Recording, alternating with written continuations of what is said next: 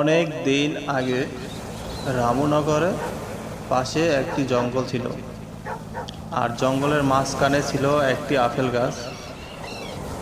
যে ওই গাছের আপেল খেত সে মানুষ থেকে বিড়াল হয়ে যেত। রহমান বাগানের পথ দিয়ে হাঁটছিল। হঠাৎ সে দেখতে পেল একটি আপেল গাছ। আরে বাহ, এখানে এত সুন্দর আপেল গাছ কে লাগালো? আপেল না খেলে তো হয় না। আর হি হি হি, খা খা খা, লোভের স্বাদ বড় মিষ্টি হয়, খেলে একটু পরে টের পাবি। আপেল ছিঁড়ে খেয়ে ফেলল, বিড়ালে পরিণত হলো। তারপর রহমান ম্যাও ম্যাও করতে করতে হাঁটতে লাগলো।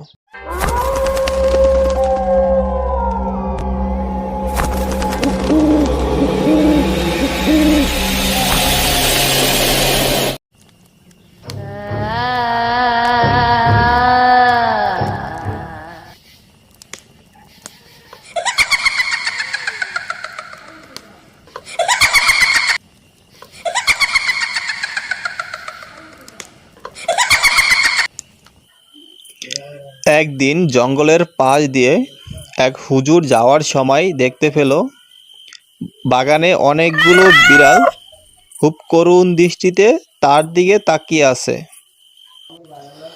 তাই হুজুর তাদেরকে বলল, তোমরা আমার দিকে এরকম তাকিয়ে আছো কেন?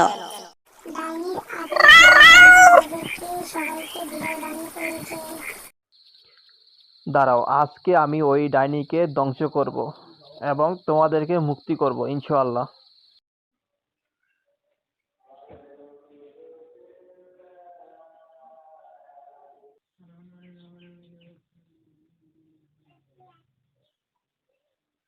তারপর হুজুর আল্লাহর কাছে দোয়া করতে লাগলো এবং মুহূর্তেই ডাইনি ধ্বংস হয়ে গেল আর বিড়ালগুলো মানুষে পরিণত হলো।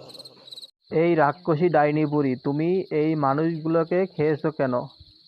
আর এই মানুষগুলোকে বিড়াল বানিয়েছো কেন?